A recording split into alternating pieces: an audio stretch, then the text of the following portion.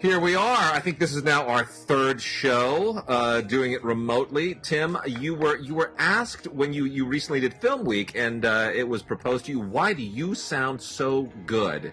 And it's the same thing on the podcast. You sound terrific right now. Why do you sound so good? Well, that would be my $400 microphone, and of course I'm using my FM radio voice.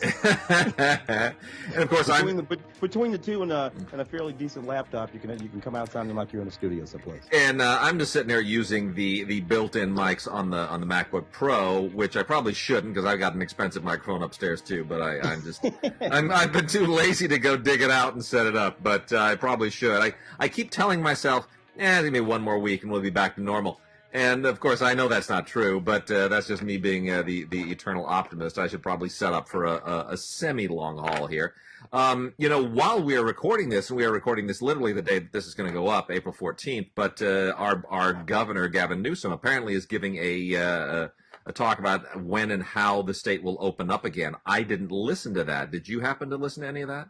I did. I've been fairly obsessed with all of this stuff for a while now, and it is, and what it really is, and it mostly wasn't him anyway, a few of his advisors. It was a description of how we would open things up when we decide that it's safe to start opening things up. So it wasn't at all about a date for anything. It was a process. Yes, it was about process. Okay. So we can see that there will be plainly, and this is how we think we're going to do it. And what was interesting is they were discussing the little problem that they recently had in Japan, of course, because they opened things up in some of the northern provinces of Japan, and boom. Bounce back on them real hard and fast. Well, this is a mistake. There's apparently a guy who literally just today got FDA approval for a saliva test. So, and a fairly instant one. So I thought that was interesting. That's apparently something of a game changer too. So yeah, big deal that when you can test and you can find out who. Now all kinds of other things are going on too. They're finding that this the virus load seems to hang around for much longer in people's blood than they thought it did. Yeah, and the antibody test. I want the antibody test because and I haven't talked about this yet with you or anybody else. But when I was over at your place coughing my lungs out during the podcast back in January, I think there's a better than reasonable chance that I had it. Because my wife may have brought it back from very rational way. My wife believes she brought it back from Paris, where there were Chinese shoppers galore, and about 3 days later, perfect incubation period, right? Mm-hmm. She came down with it, I came down with it, our daughter came down with it. Daughter got over it in about a day and a half, lingered with us for 2 weeks, deep respiratory. It was a dry cough. I mean, the whole deal, like all the check marks apart from fever, makes sense. So we'll see. Mm-hmm. We'll see. Very interesting. Yeah, my buddy Gene, who you know what's been saying, he came in, exact same situation, but there was the term COVID didn't exist yet. I think that I've been fairly healthy against it because I'm pretty good on all my vax. I go to the VA, and they shoot you up down there just regularly. They're just used to doing it. And I had a pneumonia vaccine. I had I get the flu thing for whatever. I sometimes I get 2 or 3 flu shots a year. Yeah. I don't know if that's appropriate, but I know that I've done it. And I'll be standing someplace. There'll be a free flu shot, and I'll just get it. Yeah. And my bones, I'm pretty sure that's what has steeled me against this dadgum thing. It could be. It could be. Very well could be. I mean, a friend of mine who is a physician was making a really interesting case yesterday, and we'll get into movies here in a moment, but which is that, people need to get tested, and we need to get people out there building herd immunity, getting to that 80% level where it makes it impossible for recurrences of the virus. That's what he was talking about. He says you got to get to a level of herd immunity so the virus basically just can't latch on to anything, not next winter, not the winter after. Even if you get a vaccine, whether or not you get a vaccine, it ultimately doesn't matter. If you build enough herd immunity to a non-mutating vaccine like this, then eventually it'll just die out. And it just can't hang on to enough people or enough stuff long enough. Absolutely. So, Herd immunity yeah. is an absolutely exquisite thing. The concept of which is not that old. No. It's only the concept of herd immunity is only about 75 years old, and it's a game changer. And amazingly, sometimes people don't want to participate, but it is a game changer in understanding. It's not about 100%. No. Herd immunity, amazing. Yeah. Well, what have you been watching? Let me just start this by saying I've been doing a lot of binge watching. Ozark season 3 was just wonderfully depressing. That I just whenever let me just step back for a second. Ozark season 3 introduces several new characters. Tom Pelphrey, who had previously been on Iron Fist, shows up as Laura Linney's brother. And steals the season. I mean, he is an unbelievable force of nature. I didn't like him on Iron Fist. He's one of my favorite actors now. He kills the season. He just wipes it out. It all belongs to him. Also a new character, a new FBI agent, because all the FBI agents from last time, you basically, once you've corrupted a bunch of people, you got to bring on fresh meat to corrupt. They bring on. Have you watched season 3 yet? I'm watching it now. Okay. Yeah. So they bring on a lady FBI agent who is pregnant. Yeah, now, the sister who's pregnant. That's it. I got to tell you, man, on Ozark, when you introduce a woman FBI agent who is pregnant, that means the writers are planning something for season 4, which hasn't been greenlit yet, but I think that's what they pushed for. They are planning something for season 4 that is going to be absolutely cataclysmically horrific. That unborn child will be the victim of something terrible. I know it because nobody gets off the hook on Ozark. They just don't. So, it's what it's going to be. I also binged all of Picard. Did you watch Picard? I'm 7. There are 8 of those, right? I'm 7. 10, there's 10. There's 10 of them. There's 10. In that case, I got 3 to go. Okay. I'm hit and miss with Picard. It's a little too lost in the. And it's kind of like that last Star Wars. Yes. It's really doing a whole lot of fan service here. It's too much. I would have rather it stood a little bit more solidly on its own. There's some of these characters don't belong in this series. You mean like the Han Solo-y guy who gets to do all the different holographic impressions of himself? Yeah. Like what? Yeah. I mean, honestly, it was so depressingly bad to me, the whole show. And most of my objections. Look, I think it's badly written, badly directed, badly acted. I even think Patrick Stewart has some bad moments in it. I think the writing is just horrific. It's really, and the special effects are ridiculous. Like, you have spaceships that are about 18 feet away from each other shooting at each other. What? Why would that ever happen? It just makes no sense. Like board the other spacecraft at this point. But the thing that is most irritating is look, Next Generation eventually got on my nerves with all the Klingon politics. I think every time there was like a Klingon tribunal to have a trial for something that Worf did that draws on some ancient ritual, everybody's eyes just kind of glazed over and they're like, okay, whatever, it's a bunch of words that start with K and I'll just deal with it. This does that with the Romulans. We've got Romulan samurai and Romulan ninjas and Romulan witches and ancient religious ceremonies, and it just got on my nerves at a certain point. Well, to be honest with you, that's interesting because it's the what I would call woo woo stuff that bugs me in it. Yeah. It begins not to give anything away, but the notion is that synthetic people people like data. They are no longer a part of they're not allowed. Yeah. We start there.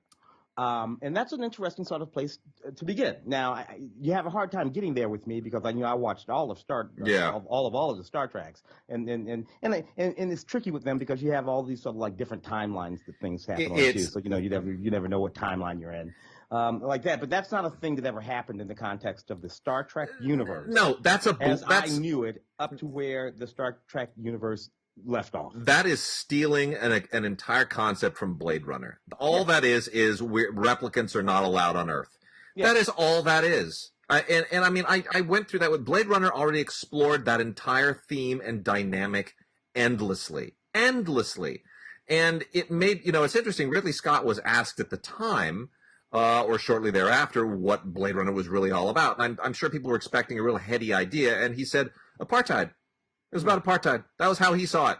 He read it and he's like, oh, this is basically about apartheid, and apartheid was still a thing in the early 80s. So so it was relevant then, but I kind of feel like that theme transported to now and then wrapped around this whole kind of refugee message with the Romulans, it doesn't really make any sense, and the way that it winds up getting explained still doesn't make sense to me, and I don't know. Seven of Nine shows up from Voyager. From Voyager, yeah, and she's not really playing Seven of Nine. She's like La Femme Nikita all of a sudden, and I don't know. It just still hot though. Oh, she's fabulous. Where's Data aged? I'm like, really? Well, they're trying to hide that. I know, but you're not. Yeah. So, let's engage some of this 21st century technology to take 25 pounds. Poor Brent Spiner. Poor Brent Spiner. Well, let's dig into the stuff this week. I'm going to start with some PBS stuff. Now, we were off last week, and just so the listeners understand, the show is going to be a little bit ad hoc while this COVID-19 thing goes, because a lot of these supply lines, as the supply chains of everything are being disrupted by this, as everybody I'm sure knows, even food supply chains and just about everything else, and Amazon is delaying things. So some of the packaged media DVD supply chains have been disrupted as well. The major fulfillment house that a lot of the companies use here, that is used by Fox and Magnolia and Lionsgate, is now only doing essential stuff. So there are a number of companies that are unable to get us product, and they've been proposing sending us links and whatnot. But because this has always been a show about packaged media for collectors and whatnot, we're sticking to our policy of only reviewing the discs and the things that people can put on their shelves, and we're not going to say, hey, we just saw a streaming version of this on Vudu and we think you should buy the Blu-ray when it eventually comes out. That's not fair to our listeners. So we're sticking with the policy of old, and everybody understands we're happy getting the things late when the supply chains open up again, but a lot of stuff we just aren't going to be able to cover, in any degree of timeliness. So we're going to cover what we can. A lot of the companies have been very good about getting us stuff. So we're going to have shows as often as we can justify having enough product for the show. So last week was a little bit with Easter and everything else was a little bit of a spring break for some people. So a little awkward, but we're back, and I'm going to start with a bunch of PBS. PBS sent us a bunch of stuff. I've got plenty of time to watch all the PBS stuff. Not that there's any reason not to. Nope. And got a great Nova here called Animal Espionage, which is a great title to begin with. This is really, really interesting. It's not about animal spies, just so everybody understands. It's not like recruiting animals to be your spies, but it's about how you spy on animals using technology. And using drones, using nighttime photography, sort of things that enable you to observe nature in ways that previous technology did not really allow us to do, when there always had to be somebody behind a camera and, Marlon Perkins say, go chase down that cheetah, Jim. And Jim had to go wrestle a cheetah while Marlon sat safely in the Jeep and filmed it. I thought you had is like long lenses. That's right. Or super fast cameras to capture the hummingbird or the bee or whatever. I suppose when digital photography came in, we started to have cameras that you could put on a remote control. Yeah. And then the human could get someplace else. Yeah. And that was probably kind of cool, because now you get these wonderful shots like they have in that of inside the eagle's nest. Yeah. So you can actually see the eagle tapping its way out of the egg and all that crap. They are putting cameras on animals now. They have collars on some caribou, for example, that have cameras in them. So now the animals are their own photographers, right? And you're right in the middle of the herd. You can observe herd behavior and migration patterns and all this kind of stuff. So, I mean, it's really amazing. I had no idea. And this isn't stuff that normally winds up on television. This is stuff that researchers use, that zoologists use, that all kinds of environmental groups use to sort of plan land use, that plan population control, things like that. So it's really, really super interesting. And animal espionage and whales especially, like how they're using this to sort of study migration patterns of whales and things like that. It's really, really great. From American Experience, The Poison Squad. This is rather, under the circumstances, this is rather quite depressing, because the FDA has been in the in the news quite a lot lately. And this is a documentary in the American Experience line that looks at the. It's based on a book by a woman by the name of Deborah Blum, and it looks at the story of a government chemist by the name of Harley Wiley, who made it his goal at the end of the last century to sort of improve the food supply of Americans, to get toxins out and, all the stuff that was sort of, it was a very third world food supply as recently as 1900. And this goes into a trial that he did on 12 people who were known as the Poison Squad. And he basically used them for human experiments, and it wound up sort of giving us all of the data necessary to create the current situation, which includes the FDA and a lot of other regulatory agencies. It's a pretty tough watch, I got to be honest. There's some really ethical dilemmas. There's some really dodgy ethical stuff going on, and some of the things it'll make you not want to eat for a little while. Let me just put it that way. I got a couple of nature. That would be great, actually. Got a couple of nature episodes here. The Whale Detective is the first one, which kind of goes a little bit along with animal espionage. This is really, really quite interesting. This is centered around an event that took place in 2015 when Tom Mustill, who is a wildlife videographer, had an encounter with a rather ornery humpback whale. And he uses that incident to sort of go back and to try to get inside the psychology of humpback whales and what their relationship with humans is, perhaps from their point of view.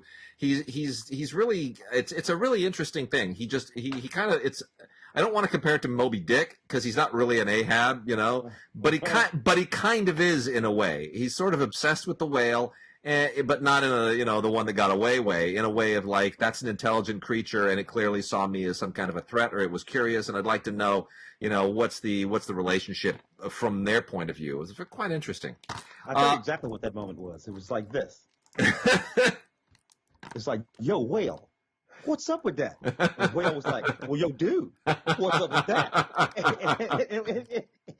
But they did it, and you're like, whales. Yeah, exactly. Underwater.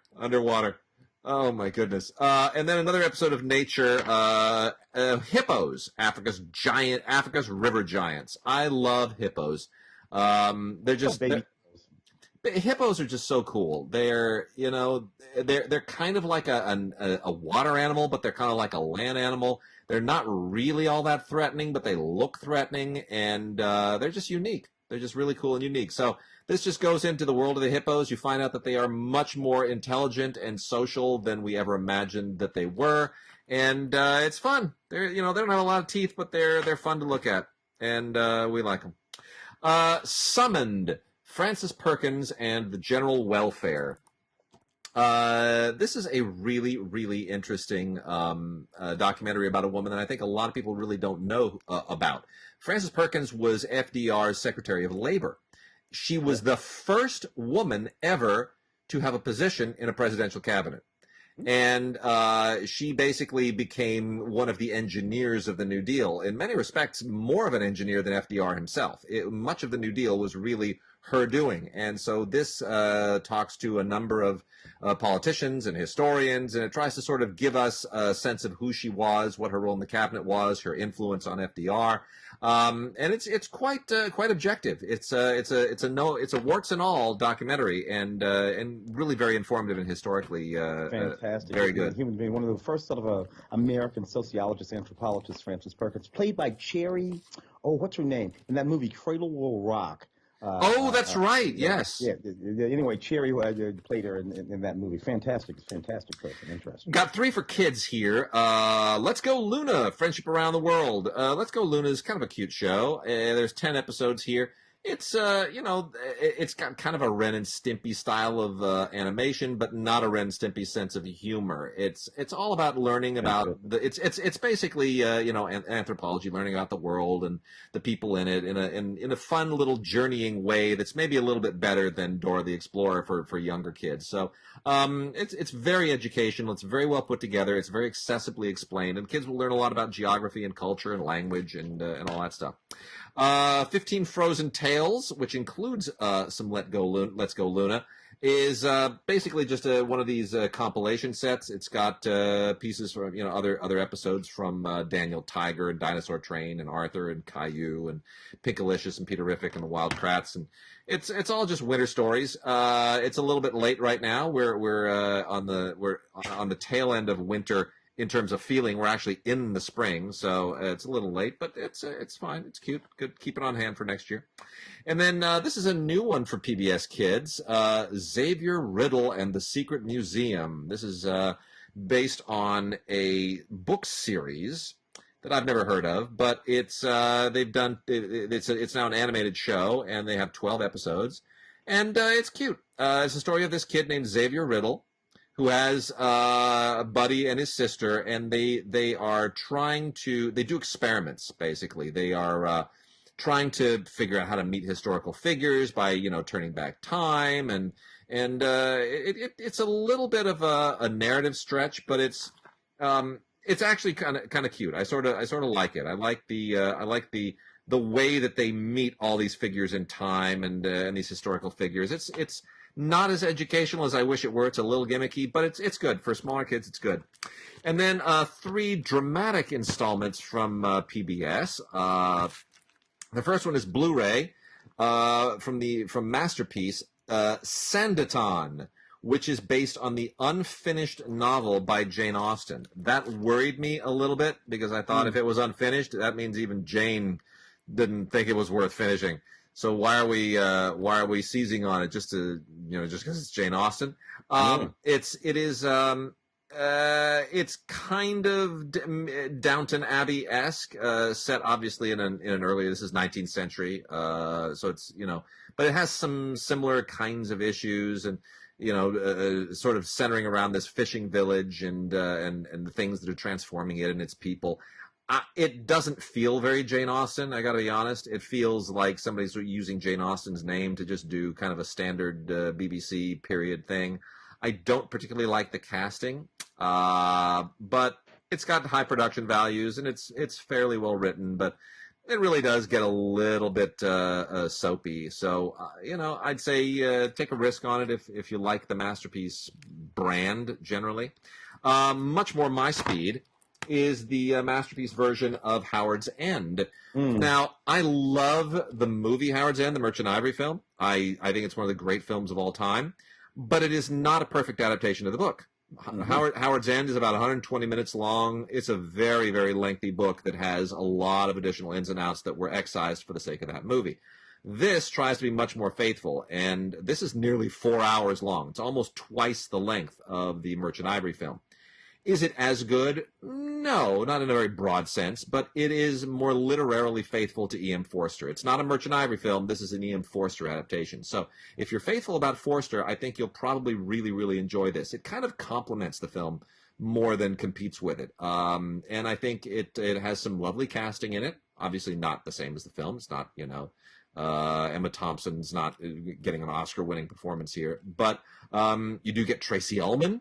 It's got a good cast. Yeah, Matthew McFadden, Bessie Carter, Joe Bannister, some really good people here. So, Haley Atwell. So, this was probably, I think, originally aired on Starz here, but this is out from PBS only on DVD, and the script is actually very, very smartly adapted by Kenneth Lonergan. So I tip my hat to Kenneth Lonergan, who is an American and has done a very, very good job of stepping away from things like Manchester by the Sea and kind of putting on his British cap, and he did a very, very good job here. Very, very good job. Directed by Hetty MacDonald, who is a top-notch director too. So that's good. And then lastly, Vienna Blood, which I didn't know what to expect. I hadn't heard of this. Just showed up on DVD. I hadn't necessarily looked for it. This is a crime drama based on a series of novels by Frank Tallis. And it's kind of standard British crime procedural stuff, but the backdrop is interesting. And the British always do that. They'll find a historical backdrop or a milieu that's interesting, like Cadfael, right? You know, hey, he's a monk and he solves crimes. So this all takes place in Vienna, right around that time when you have, Sigmund Freud and all of those famous Industrial Revolution figures and those intellectuals in Vienna floating around. And it's really that just makes the backdrop really, really interesting and compelling. And you can kind of overlook the fact that there's that it's basically just a procedural. It's a procedural set in a really interesting place and time. And I would recommend it. There are 3 episodes on this. It's called Vienna Blood. Definitely worth checking out. Good cast. So, shall we move to some new movies? Yeah. Yeah. So, Tim, there are 2 4Ks that are out this week. One of them, one's A Quiet Place. One is A Quiet Place in a really nice new 4K set, which was originally supposed to coincide with the sequel coming out, but that sequel has now been pushed to the end of the year. So now everybody has a chance to catch up on A Quiet Place. What were your feelings about A Quiet Place to begin with? Understanding that this was a very entertaining movie, and it was. We saw it in theaters with a big old audience, exactly the way it ought to be seen, and it sort of rolled along with all of that, while at the exact same time knowing that it was just about one of the dumbest movies I've ever seen in my life. Just perfectly moronic, this movie. Yeah. While being extremely entertaining. Look, John Krasinski, of course, directing.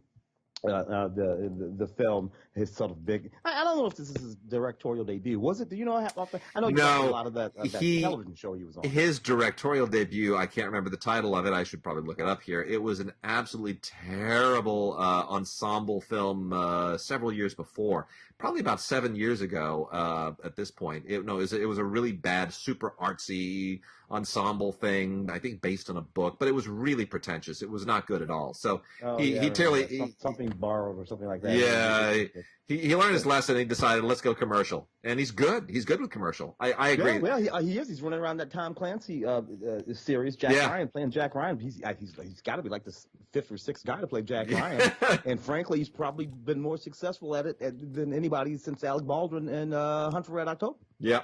If you go back to that, and he directed this big dumb movie, and of course there's the sequel, which I did not see during its. I think it made it in just under the wire before we got shut down, if I'm not mistaken, right? Yeah. Okay. And it got fairly it got beat up by critics, but audiences seem to dig it. And it's the same thing for this movie. This movie got beat up by there's no legitimate critic who can't look at this movie and not tell you it's a perfectly insane movie. But it works in that sort of big, satisfying way that these movies work, and it was a big old gigantic hit. And what can I tell you about it? Did they put anything decent by way of special effects on that DVD? First of all, let me just complain about the packaging. I think they sometimes get a little too fancy with the packaging. This thing is a steelbook, and it has a plastic sleeve on it. But what they did was they gave the whole thing an infrared monochromatic style. So everything is kind of red and black, and it's impossible to read anything. I mean, you can barely even make out the title on the front, and because the plastic is shiny, it kind of makes it, there's glare. So it's just if this thing is supposed to get any kind of traction on a store shelf, and I know nobody really buys off the store shelves anymore, but it's just not very pleasing. You literally the credit bed on the back, you can't read a word, not a word. You can't even see the Paramount logo. It's just a blur of red. It's not good at all. But there are some extras on here. Not a whole lot. Most of them are on the second disc, which is Blu-ray, which has kind of a featurette with Krasinski and some other behind-the-scenes stuff. Pretty much all there is. The HDR is really, really good. The audio is terrific. Basically the same, audios you had before, except lossless. So, I mean, it doesn't sound or look remarkably better in 4K, but it's it's a nice steelbook, and it's a nice way to plug the sequel, which hopefully, will get a little bit more traction. I know a number of people actually did see it's like Milan. A lot of people got to look at both Quiet Place 2 and Milan before they got yanked. And the word on both of them was very, very positive, but it's going to start all over again when their release dates finally push closer. Robert Downey Jr. in Dolittle.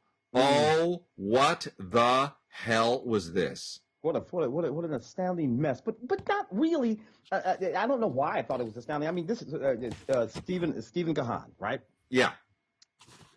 His big hit movie is Syriana. I know. A fairly deep and dark movie. Yeah. You know, He wrote. So how do we get in Traffic? He's I know. on Traffic. He wrote Traffic. How do we get from there to him writing and directing Dolittle? I don't know. Robert Downey Jr. I don't know. What's the connectivity of the connective tissue of that? I don't know. Thing that happened. And you know what happens? This really bad movie is what happens. Yeah. I don't know. You know, there are some extras on here. There's nothing that gives you any sense of how this thing was necessarily developed. It's just, you know, it's mostly just EPK featurette stuff. What I'd like to know is, because, you know, I was a huge fan of the Dr. Dolittle books growing up. I love those books. But nobody's ever really adapted those books. They have a certain almost surreal style to them, like The Little Prince, right? They have that same kind of vibe. It's, you know, Dr. Dolittle goes to the moon at a certain point. I mean, they're very, very out there. And to capture that sense of sort of mirth on screen requires a very, very special filmmaker. Oddly enough, I'm often a really big critic of Tim Burton. But I got to tell you, if there's a director who's tailor-made to make a Dr. Dolittle movie, it's Tim Burton. Tim Burton could do that if you let him kind of run with it. But nobody ever has. You had the musical with the Anthony Newley, Leslie Bricusse songs, you know, back in the 60s with Rex Harrison, which I'm fond of, but it's not the book. And then we had the Eddie Murphy movies, which are really fun, but they're not the book. Those are Eddie Murphy movies. Yeah. And this is like, okay, let's try to do another Dr. Dolittle, but let's just take it in a different direction. And it's a terrible direction. It's still not the books. And Robert Downey Jr. seems to be doing his Sherlock Holmes, except not. And and you know, when the animals are just talking, it sort of defeats the whole point of it. I don't really. I think everybody just thinks that the whole point of it is cute animals talking, and it isn't. But anyway, it's a terrible film. It's on 4K. Does it need to be on 4K? It doesn't even need to be on Blu-ray or DVD. It doesn't need to be seen, but I guess they have to put it out there. So, you know, rent it if you have to. Rami Malek does a voice on here. Octavia Spencer does a voice. They tried to cast their way out of this thing. I know. Emma Jim Broadbent, Emma Thompson. I mean, yeah, it's just ridiculous. But you can't cast your way out of it. No, you can't. You really can't. It's too bad. Just too bad. Let's see what else we got. Oh no, we have another 4K this week. Superman Red Sun. 4K, yes. Superman Red Sun. So interesting sort of thing. Yeah. Imagines that Kal-El's rocket landed not in Kansas, but in the Soviet Union. Yep. What if Superman had landed with the Ruskies? Yep. What if he were a what if he was a communist Cold Warrior? It is taking the whole alternate history thing into the world of the DC superheroes, and in which Lex Luthor is now an American hero. He's an American scientist. I don't know how I feel about playing these games. I'm not really fond of them on television anymore. I don't mind them when they're Quentin Tarantino movies that just sort of come and go within the context of one movie. But you're Inglourious Basterds, you're Django or whatever. Yeah, not exactly Django, but definitely Inglourious Basterds. Yeah, and to some degree, Once Upon a Time in Hollywood a little bit. But I don't know how I feel about taking superheroes and turning them inside out with these alternate personae. I'm not sure what the point is beyond just kind of being a gimmick. I don't know. I mean, it's Well, yeah, I'm with you on that too. But not only in that context, but in a few others. I mean, you really have to come up with a reason, because I don't mind a reimagining of the universe when you don't already have fixtures in that universe that you have to start messing with. Yeah, and making them do things, because now you're just putting ideas in the heads of these. So it bugs me in that sort of context. Yeah, I mean, here's the thing too. What if is a perfectly legitimate question to ask.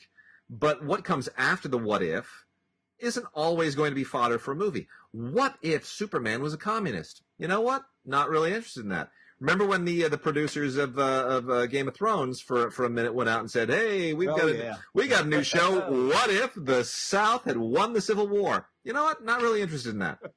Really not interested. No. I'm not even really interested in what if Germany had won World War II. To be honest, that's a Man in the High Castle. Man in the High Castle. I just no. That I'm good for maybe 40 minutes of that, and I get it. Now I don't need to tune in every week to see more Nazis like Red Dawn. No, don't really need that. I not anymore. I saw the movie once. I wouldn't want a TV series based on that. That's not my thing. So some what ifs just need to lie there. Few other Tim, Just Mercy. I know you love Just Mercy. You love Just Mercy. Talk about why people should see Just Mercy. Go on. I absolutely love Just Mercy. It's a little bit in the, not so much the Oscar hunt, but certainly in the awards season hunt for some of the smaller awards, Independent Spirit, Our Award, and whatnot, Los Angeles Film Critics, just this past season. And it really, really is a good film, based on a true story about this young lawyer who goes into the Deep South and takes on these death row cases and tries to get these folks' death penalties abated. This particular story is about a man who was unequivocally and absolutely not guilty. Played by Jamie Foxx. Played by Jamie Foxx, wonderfully by Jamie Foxx. Yeah. A couple of absolutely extraordinary performances in this movie that didn't pop up, that should have been in the Oscar running, as far as I'm concerned. Jamie Foxx is one of them. He's playing a guy named Walter McMillan, an actual figure. And what's his name? Michael B. Jordan. Michael B. Jordan, playing the actual character. Brian Stevenson. Yeah, looks a lot like him, by the way, which is just a little bit weird. Brie Larson also in the film. Playing a wonderful character, and Tim Blake Nelson giving another performance that, as far as I was concerned, was award worthy. Yeah. In this movie, playing another one of these prisoners, a deeply, deeply moving movie that I thought was just wonderfully done. So don't miss it if you get a chance. Did they put anything special on that release? Deleted scenes and 3 featurettes. What I wish that they had on here was, and unfortunately, it's something they couldn't necessarily negotiate because it's a Warner Brothers movie, but the original, they would have to have made a deal with Viacom and Paramount to get the original 60 Minutes installment. But when it was originally a 60 Minutes piece about Walter McMillan, who that sort of brought this case to the fore and that put Brian Stevenson on everybody's radar. And Brian Stevenson is an amazing attorney. I mean, he has exonerated. And we should say that, not freed, exonerated so many innocent people from death row. It's really extraordinary. It's his life's work. He's really damn good at it, and he's a really brave figure. And Michael B. Jordan plays him beautifully because it's you can compare this to stuff like Murder in the First, and there are a lot of these movies about wrongly convicted or wrongly accused and noble attorneys who take them on. It goes all the way back to Kill a Mockingbird. It's kind of the model for a lot of these, but. To Kill a Mockingbird is a novel. These are real life figures, and Michael B. Jordan finds that place where he plays this guy with a certain degree of nobility, but he doesn't make him into a saint. He's a hardworking guy who makes some mistakes and who learns from his mistakes, and he's not above criticism, but he just puts his head down and he goes to it. It's a wonderful, wonderful change of pace for Michael B. Jordan, who after Black Panther, I think we all thought he was just going to go. He was going to go full studio and full action guy, but he's mixing it up in a really interesting way. Well, what's interesting about his career is that, of course, he did that almost first. Yeah.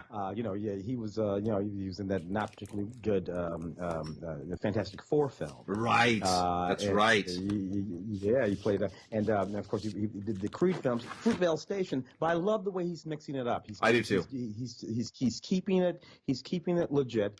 And you gotta love that a lot. What else do we have here? We have a film called Swift. Yeah, the animated film. Do you know anything about this one? I didn't see this one when we did the show. So Swift is okay. It's a CG animated thing. It's sort of cute. This is from Shout Studios and Shout Kids, the subsidiaries of Shout Factory. It is how would I analogize this a little bit? It's almost like it's almost like Finding Dory with birds, maybe a little bit might be a way to do it. It's a little bit of The Ugly Duckling as well. Basically about a cute little bird who believes that he's a seagull, and he's raised by seagulls, and then eventually finds out that he was adopted and that he's actually a swift. And it's sort of about finding your identity. And, a lot of us know families that have adopted kids. A lot of us have adopted, cousins and relatives. I mean, adoption is really something that affects every family. And it's a good thing, but it's also a hard thing. And I think there are a lot of really good messages in this that sort of can help. Like if you're a family that has an adoption issue or something, probably a really good movie to watch so that you can address the issue in a way that's mature and accessible for the kids, and that's really good. Is it a great movie per se? Not really, but it goes into a the usual little place that CGI movies go, a little too action adventure, and it kind of goes off the rails a bit. But there are a lot of like there are these rats, and it gets a little foolish, but there's a lot of really wonderful stuff and a lot of good messages. So neat and voices, Kate Winslet, yeah, Willem Dafoe, yeah, yeah, for sure. That's heavy hitting right there. Yep, yeah. for sure. We've also got a movie here called The Night Clerk. Which I saw that one. Yeah, John Leguizamo's and Helen Hunt briefly are kind of the only Ty Sheridans in it, but it doesn't really. It's not really a big star-studded thing. It's a direct-to-DVD thing. Ty Sheridan plays this hotel clerk who is kind of on the spectrum, not like a ton, but he's definitely, you can tell there's something just different about him. And then they kind of detour into this murder mystery, and he's suspected of it, and I don't think it really it's now it's kind of using autism as a trope, and that bothers me a little bit. If they had just sort of dealt with the autism as a sort of interesting aspect of it, like with Tom Pelphrey on Ozark, they don't use his, he's manic depressive, but they don't use it as a trope. They actually let that become a very significant and important part of the character. I don't think they really do that here. So it bothered me a little bit on that. But, it's always nice to see John Leguizamo show up in things. He just always seems to ground everything. Yeah. Interesting stuff. The Cat in the Moon, a little Alex Wolff movie, which is kind of okay, written and directed by him, also stars him. Mike Epps shows up in this movie, and all you really have here is this movie about this guy goes to New York, hang out with his father's slightly older jazz musician friend. His mother's off in some rehab center. He's a young guy, and he's hanging out with these jazz musician cats, and they're roaming around the wee hours of New York. And they're just sort of showing him what it's like to live in that world and their philosophy and life and love and all this kind of thing from a perspective, from a point of view, of which he had never had before. And it kind of reinforms him, and informs him, I should say, about his father, from whom he had been somewhat estranged. It kind of gives him a new perspective. And that, of course, gives him a new perspective on his mother, who's in rehab.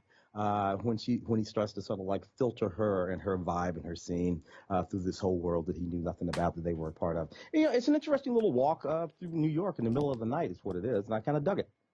We have also got a Blu-ray of Frank and Ava, which has a pretty impressive cast. It's got Lucas Haas and Eric Roberts and Harry Dean Stanton. But here's the thing about this, and you can see this on Amazon Prime and iTunes as well, but it's also out on Blu-ray. It stars Rico Simonini.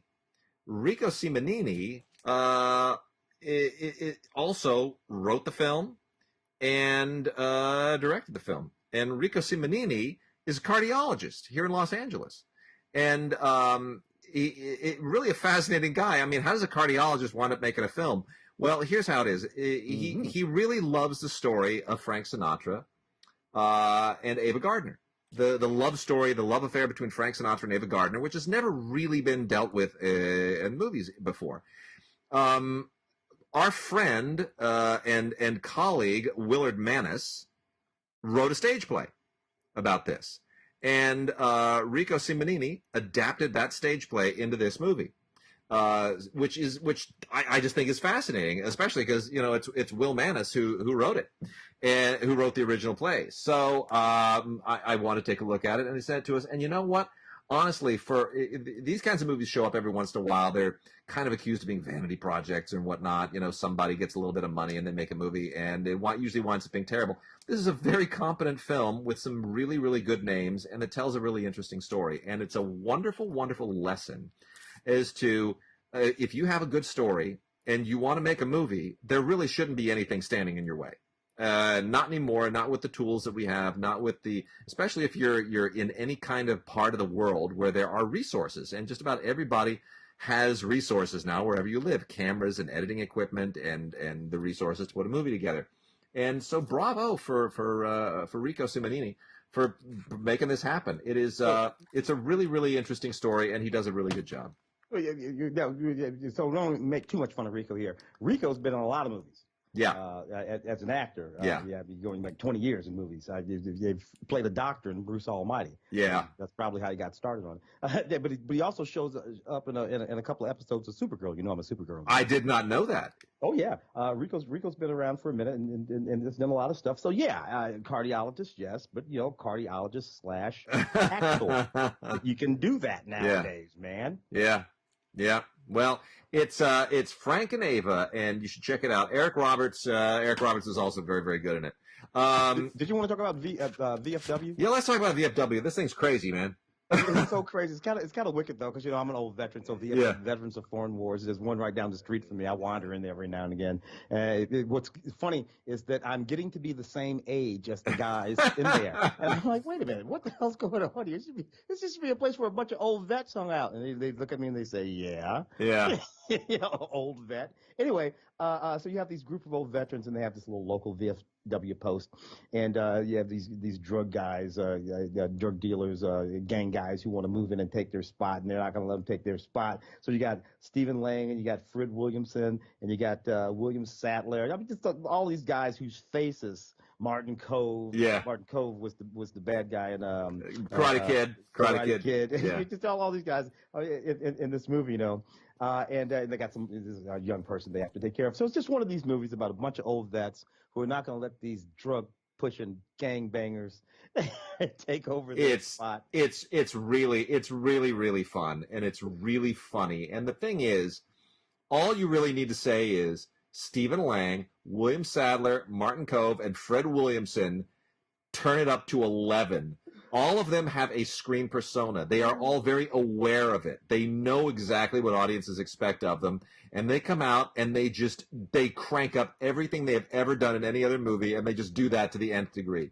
And it's really fun. I have to say, Williamson's done this before, and Stephen Lang does it routinely. But I gotta say, seeing William Sadler just completely go to the mat with this character was so much fun. I haven't seen him do anything this far out in a long time. So that was the treat for me. This is actually a really fun movie. This is from RLJE Films, Robert Johnson's operation, and directed by Joe Begos. Don't even know who Joe Begos is, but good on you, Joe. You did a good job with this. It's on Blu-ray. What else we got here? Something called Goldie. Goldie. Yeah, Goldie from Film Movement. This was this is one of those movies where a bunch of girls decide they're not going to take it anymore. Yeah. Basically. And a bunch of boys end up paying for it. A bunch of bad men actually end up paying for it. And I always love those. What the hell can I say? I like Slick Woods. She plays Goldie. She's the lead in it. Never seen her before. I think she's a real talent. I think there's something really, really raw and compelling about her. She's sexy, but not in an exploitative way. And it's true. I mean, she can act. Sure, the stuff with the gun and the hot stuff, that's all fine. But the drama stuff, all of that stuff, she can act, and that's what actually counts. Really good. For sure. Also got a crazy, weird kind of transformery knockoff mecha thing here called Bravestorm, which is not terribly good, but it's if you're a fan of the genre, if you can kind of put up with sort of these knockoff Japanese wannabe transformer things, It's okay. It's in the ballpark. It's not anime. It's just one of these straight up kind of live action genre adaptations. Takes place in 2050, and the very last human beings on Earth are doing a bit of a Terminator deal. They're going back in time to try to stop when the machines got out of control, and so it's a little bit of Terminator, a little bit of Transformers, a little bit of all that anime stuff. And it's fine. It's worth checking out if this is your thing. I'd say it's a little bit of what was the Del Toro deal? Pacific Rim. A little bit of Pacific Rim in there as well. So it's kind of all that mixed together. And this is you can watch it in English. It's got an English dub version, but I would recommend the Japanese track just because it feels more authentic. Let's see, what do we do next here? Let me roll through just some music real quickly. We've got some more stuff from Naxos, and then we'll dive into some TV. First of all, the only thing here that's not classical is really not classical, and this is Christian Death Club, 1981 to 1993, special edition CD and DVD combo set. Not familiar with these guys, kind of, death metal, not really my kind of music.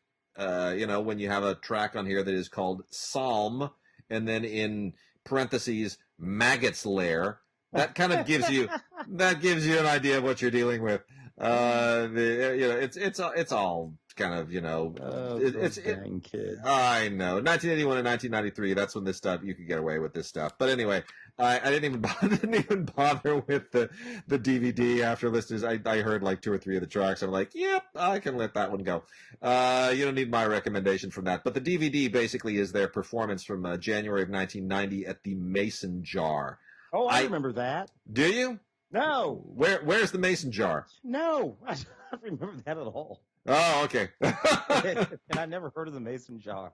Well, wherever the Mason Jar is, they performed there in 1990, and I am not going to watch the DVD to see it, but if that's your thing, knock yourselves out.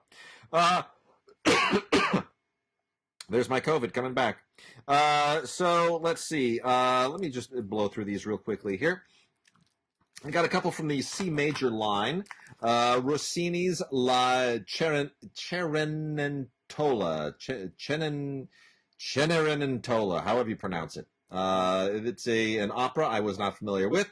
It's done in kind of a cheeky black comedy, very dark and avant-garde way. With the orchestra and choir of the Teatro Opera di Rome, not really my speed. It's a little bit weird and surreal.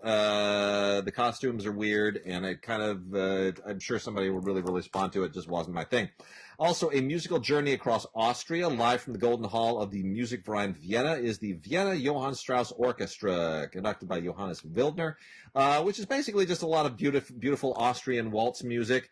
Primarily Strauss from the Strauss family, Johann Strauss Sr., Johann Strauss Jr., Eduard Strauss, and it's a lot of polkas and waltzes, and if you like that kind of thing, you'll just have a grand old time. It's really, really sweet. I love waltzes. My mother loved waltzes, so it's my speed. It's not something I'll sit and watch, but you put it on in the background, it's a lot of fun.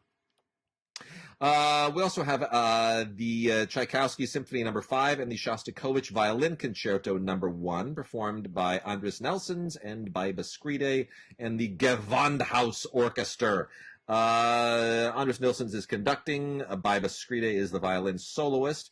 And this is recorded in Leipzig in May of last year. Really just only if you love these 2 pieces of music, the Tchaikovsky Symphony No. 5 and Shostakovich Concerto No. 1.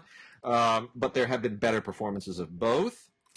Then there is also Mozart's Die Entführung aus dem Serail, which is okay. I didn't quite follow much of what was going on here, but it's all right. That's also from C major. Then here's the really, really good stuff. Hold on. Got a couple from Opus Arte here I'm going to mention first. So we've got the Northern Ballet performing Victoria with music by Philip Feeney and choreography by Kathy Marston. That is absolutely wonderful. That is really, really terrific. Very kind of it's the story of Queen Victoria's diaries, and it's done in ballet style, and it's really, really beautifully, wonderfully put together. Kathy Marston is an amazing choreographer, like one of the great British choreographers of all time. And then Wagner's Die Walküre, the Valkyrie, performed by the Royal Opera House, also very, very impressively done. Great art direction, really wonderful singing, and very, very dramatic, very, very Wagnerian. Naxos themselves has Carl Maria von Weber's opera Euryanthe, which is done in a very modern style, and that's he's a 19th century composer, but this is done very kind of 20th century and kind of an interesting interpretation. Then there's also Respighi's La Bella Dormente nel Bosco, which is a little bit avant-garde in that weird Italian way as well. This is that is, of course, Sleeping Beauty. Is it's a musical fairy tale in 3 acts is basically how it's described. Not really my style of Sleeping Beauty. I like the Disney movie, but it'll pass. Yeah. And then the last 2 here is a portrait of dance superstar Natalia Osipova called Force of Nature, which is quite lovely and compelling. Not familiar with her prior to this. Very, very interested after that. She was originally a principal in the Royal Ballet. And it's just a wonderful portrait of a rather extraordinary dancer who came from Russia and migrated from the American Ballet Theatre eventually to the Royal Opera House in the UK. And what it takes to be a dancer of that caliber and that level. It's a lot of dedication, and she's quite a fascinating figure. And then lastly, Written on Skin, Lessons in Love and Violence with the Orchestra of the Royal Opera House, conducted by George Benjamin and directed by Katie Mitchell. This is George Benjamin music and Martin Crimp text for kind of a couple of modernist operas, Written on Skin being one, Lessons in Love and Violence is the other, and not exactly my speed. A little bit, kind of like Nixon and China. I don't really understand when they overly modernize these things, but they're some people love that stuff. George Benjamin is certainly a figure with a following, so I will not be overly critical. Tim, let's get into some TV. Oh, absolutely, particularly some of the classic stuff here. The Final Battle. We're talking about the 1984 final season, final episode of the 1984 series, which was created by an interesting guy named Ken Johnson. Ken's not a one-hit wonder. If you're thinking about that, if you haven't interviewed, he goes way back. Started out writing on One Adam 12's $6 Million Man, Bionic Woman. All kinds of great stuff from him. And then, of course, the sort of classic series, which I think that they rebooted that, maybe about 10 years ago or so? It was about that. The series did, I don't know. But it popped up for a while again. Anyway, I remember watching this way back in 1984 when I was in the United States Air Force. I think I was stationed someplace down in Arkansas, and this was one of my favorite series at the time. Every episode was exactly the same. And that it always had a moment of where someone's skin would be torn slightly. You'd see the scales. And you would see the scales of the alien reptiles underneath. That happened in absolutely every episode of V.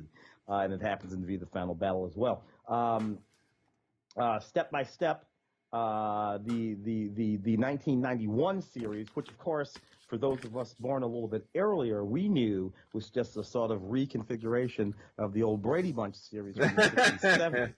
It's one of those blended family series. Here you had Patrick Duffy, who, of course, famously had played Bobby Ewing on Dallas for years. But we, people of a certain generation, remember him originally as Aquaman.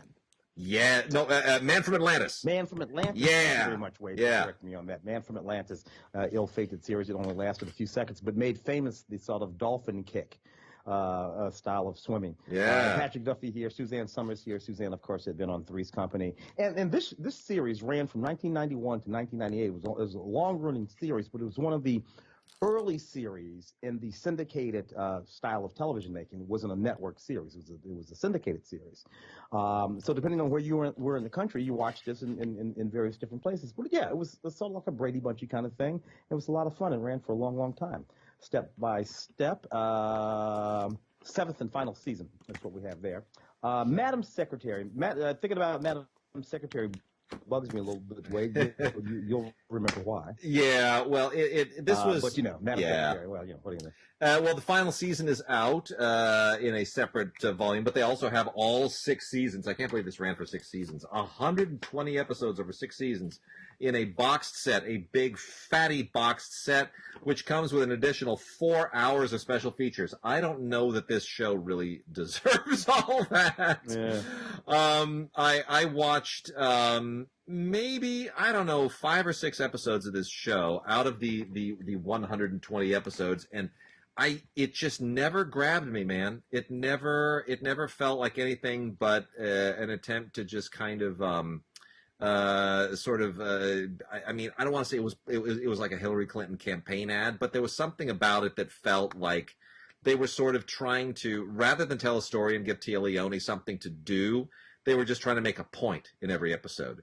And it kind of got, and the drama gets lost in the point, and it never really took flight for me. I didn't believe anybody on the show. It wasn't. Well, it fancied itself a West Wingy sort of show. It wasn't West Wingy, which was always way too didactic for me anyway. But it fancied itself there, but it wasn't that kind of Aaron Sorkin writing. Right. That's it. So, so couldn't approach that while at the same time, it wasn't funny enough, and which is terrible because Tia Leone was is a very, very funny actress. Really funny. But this didn't live in the zone of, what's the show with the vice president, with Julia Louis-Dreyfus. Oh, yeah, Veep. This didn't beat Veep. It didn't live over there. No. So, you have this serious show with this funny actress, and whatever. Police Squad, on the other hand. Oh, series. The best. That's just damn funny. And it's, this was only 6 episodes. This just tells you how stupid TV viewers are. This is one of the funniest TV series in history. And people just they didn't connect to the comedy enough without, a laugh track to prompt them when to laugh. It only lasted 6 episodes and they pulled the plug. I think today you would probably get this on Netflix or Amazon Prime, and you'd go for 5 or 6 seasons. They'd just stick with it.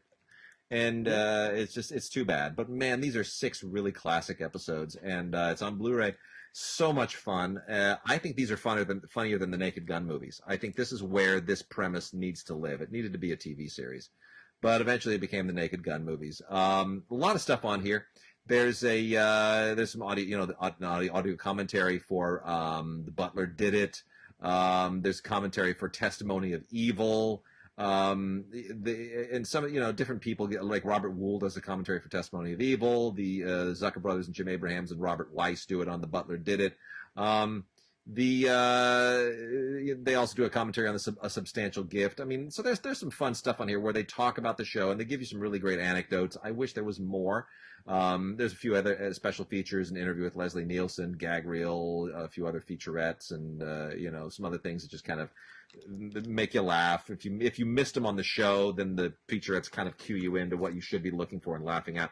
I can watch this over and over and over, and I probably will. I'm probably going to throw this on this evening and just watch the whole series straight through because it's just so damn funny. Well, so many of the gags in that series are sight gags. Yeah.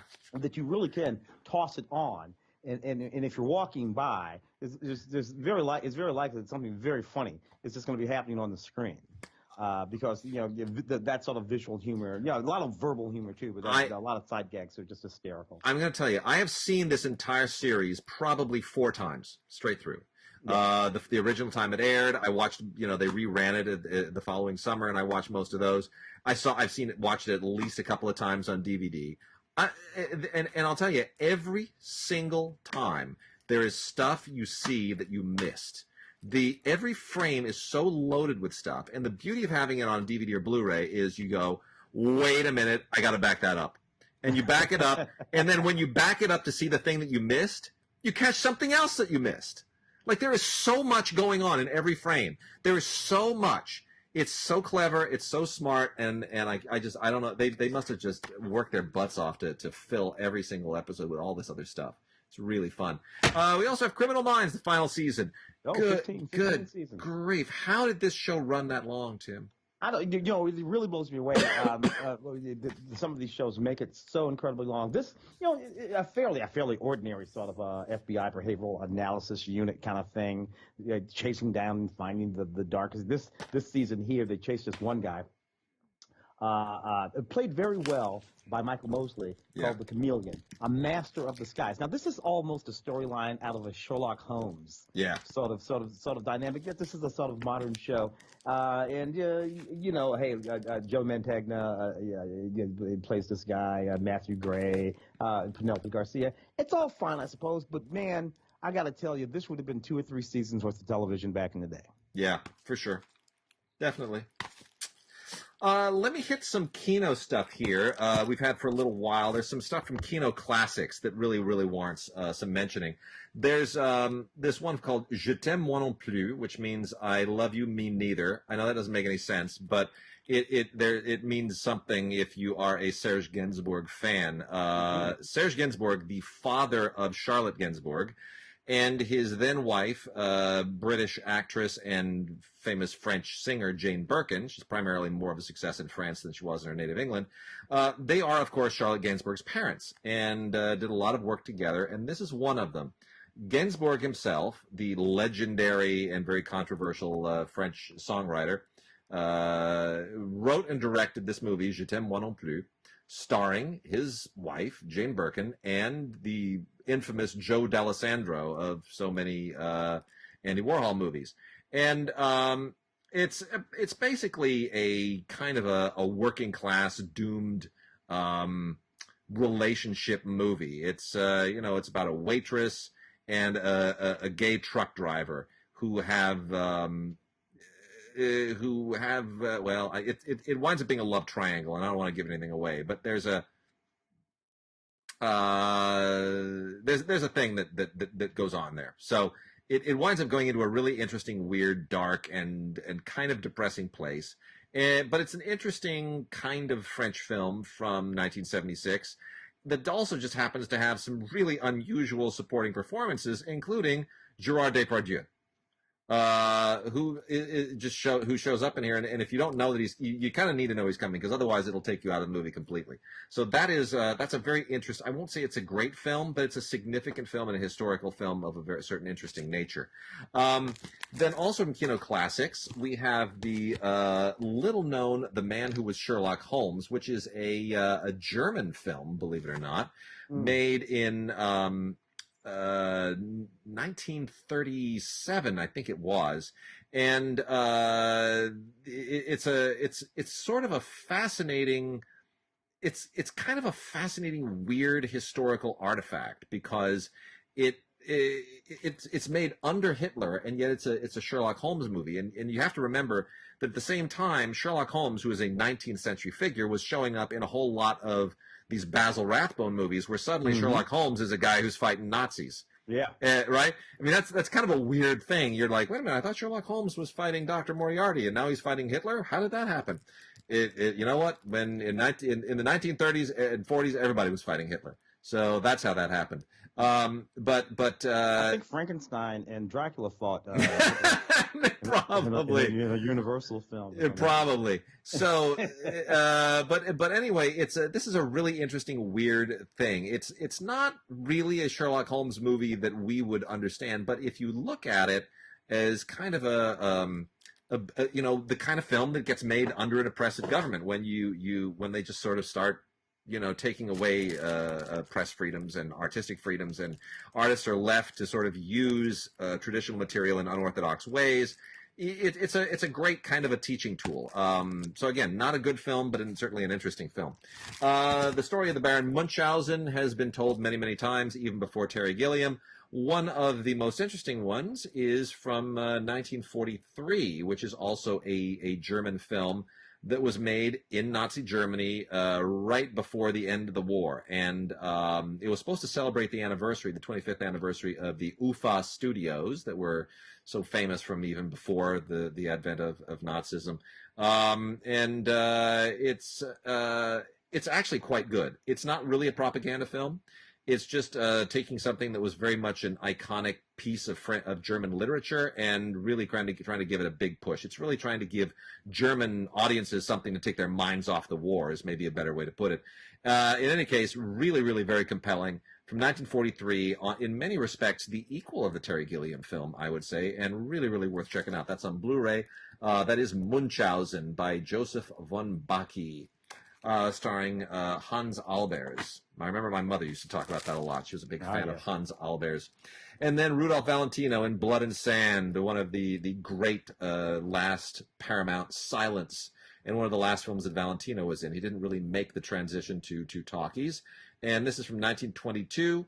This is a tinted transfer, and it is an absolutely gorgeous, wonderful movie. You recognize that Rudolph Valentino really is one of the all-time great movie matinee idols. I mean, he rivals anybody from today, and a lot of fantastic special features here, including an audio commentary by Anthony Slide, film historian. Also a filmed introduction from Orson Welles, which contextualizes it very nicely. The trailer, footage of Valentino's funeral procession, and there's and then there's even a parody film with Will Rogers that I thought was really quite fun. Tim, we're gonna go out. I got a couple more Kinos here, but I want to make we're gonna you and I'll talk about those in just a second. I want to make quick mention of the one Criterion this week, Army of Shadows by Jean-Pierre Melville. Really a great 1969 classic. I mean, just an absolute classic from Melville. This is Melville kind of at the end of his career, and based on a Joseph Kessel novel, which is about the French resistance. And it's, people don't know that Melville himself was part of the French resistance during the war. So it's kind of semi-autobiographical in a lot of ways. It's not his usual gangster film. It's really something that's very, very close to his heart, and you feel him much more in it. It's really a wonderful, wonderful film in so many ways, beautifully photographed. From 1969, just superb. Tons of extras on here, including archival interviews with Melville and all of his collaborators. A short documentary that was shot on the front lines during the final days of German occupation, and a lot of other really wonderful stuff. Audio commentary from 2006 with a film scholar. It was originally on the previous DVD release. So that's Army of Shadows. Tim, let's talk for a second about famous women filmmakers like Alice Guy Blache. The wonderful Alice Guy Blache, extraordinary, mostly French, but not exactly, a female filmmaker who came into the film industry at the dawn of the film industry. She was right there, literally, with the French brothers, Lumiere brothers, actually worked for Gaumont. And became one of the first female filmmakers, first filmmakers of any sort, first directors, let's put it that way, of any sort in the industry, and went on to do many, many extraordinary things. One of the first people to work with color, one of the first people to work with sound, one of the first people to understand how to write scenarios, one of the first people to understand editing and how powerful that could be. A little woman who was lost to history and refound and lost again 2 or 3 times over the last almost 100 years now. Yeah. And here we have this extraordinary series. Pamela Green made a wonderful doc. What was it called again? Be Natural. Story of Alice Guy Blache. Yeah, so this extraordinary set here. So what do we have here with this Volume 1, Volume 2? It's terrific. And we did interview Pamela on the show, so people might want to go back and check that out. That was a few months ago. We talked to Pamela in detail about her documentary, and she talks about all the wonderful things that Alice Guy Blache did. And this is a perfect complement to her documentary. This is Volume 1 is the Gaumont years, and Volume 2 is the Solax years. And this is part of which was in New Jersey, by the way. Yes. First woman to have her own film studio when all of film was on the East Coast. Yep. Extraordinary. It's amazing. It's really amazing, and in such a long career too. I mean, the Gaumont years cover from 1897 to 1907, 10 years in France, at the very, very, very beginning of cinema. I mean, the earliest years, late 19th century, right into those early years when people just didn't really understand what was going on. And there's so much here, at the Hypnotists from 1898, wonderful Absinthe, How's that? Wonderful Absinthe from 1899. I mean, that tells you there's no censorship going on there. These are all really almost experimental films in some way. The Results of Feminism from 1906. Midwife to the Upper Class, 1902. You can tell they're all. I mean, she's not pulling her punches. She's dealing with all kinds of things that, in a cinematic way, that are relevant to her, relevant to society. It's a really exciting time. And then the Solax years covers from 1911 to 1914, all black and white and tinted, and really extraordinary. It's about 2.5 hours of stuff on volume 1. And about 3.5 hours, 4 hours. Actually, it's over 4 hours of stuff on volume 2. So, I mean, it's you could spend all day watching this and just being enthralled by it. It's absolutely glorious. And this is part of an overall series, Pioneers, First Women Filmmakers, that Kino is releasing. And there's another volume here as well, which is Lenore Ulrich in The Intrigue, which is part of the Forgotten Films of writer and director Julia Crawford Ivers, another real pioneer at the time. These are all from 1915 and 16, 4 different films. So, this is really interesting that, starting with Alice Guy Blache, we're now getting into these forgotten women filmmakers. And you and I talk about this a lot because in those early days, when everything was kind of the Wild West, there were a lot of women involved in making movies. Yeah, and a lot of them doing the things now that we would call directing. That word didn't really exist at the time. Yeah. And the screenwriter, none of the scenarist and all this kind of stuff. A lot of folks were coming over from the theater, of course. and it took a moment before the industry sorted out where the power lay. So for a while there, a lot of what we would call directors were women. Yeah. And men would do the things that men do. They would grab that camera and big things that they could move and build and stuff like that. So a lot of the men were cinematographers and that kind of thing. And eventually, men started to figure out, wait a minute, yeah, that chick over there seems to be telling everybody what to do. True. And then the industry became what the industry became. Although women did still continue to be the most important editors. And it was, I would say probably to this very day. But absolutely. Through the first, the editors were women. 60s, 70s, and 80s were also a golden period for women as editors. Lots of women, and I know some too, do some great work on television today as well. Really, it's sort of where they thrive more so than men in many respects. In any case, this last one, Lenore Ulrich, in The Intrigue, as part of the Forgotten Films of Julia Crawford Ivers.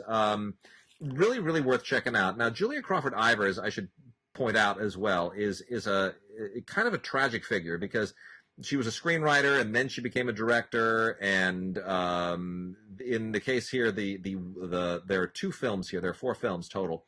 The Intrigue is something she wrote. It's directed by Frank Lloyd. That was from 1916. And then there's William Desmond Taylor's Ben Blair, which she also wrote, which was based on a novel, and that was also from 1916. And then there are 2 that she directed. The Majesty of the Law is almost all lost. There's only the last reel, the 4th reel, is the only thing that they have from this. So you're watching this to sort of fill in the rest that's in the back of your mind. What if we had the rest of the reels? They're lost. We don't have them. It's 13 minutes of a movie that should be about an hour or an hour plus. Yeah. And then the other one shows you the full extent of her genius. She wrote and directed it entirely herself. A Son of Erin, starring Dustin Farnham. And now that's in the Library of Congress. Yes, yeah. and that's an absolutely it's a wonderful film. It's just wonderful. So great restorations here, great digital restorations, really important. And this is going to be a wonderful ongoing series. So absolutely perfect. Pioneers, First Women Filmmakers. So good on you with that one, Kino. All right, Tim, that should do it for this week. And hopefully we'll be back next week. There is some stuff. We got a lot of foreign and some documentaries and some other things that I think we can really clean up next week. So unless something adverse happens, we will certainly have a show next week. That's what we'll plan on. But stick with it, and we will see you guys later. Yes.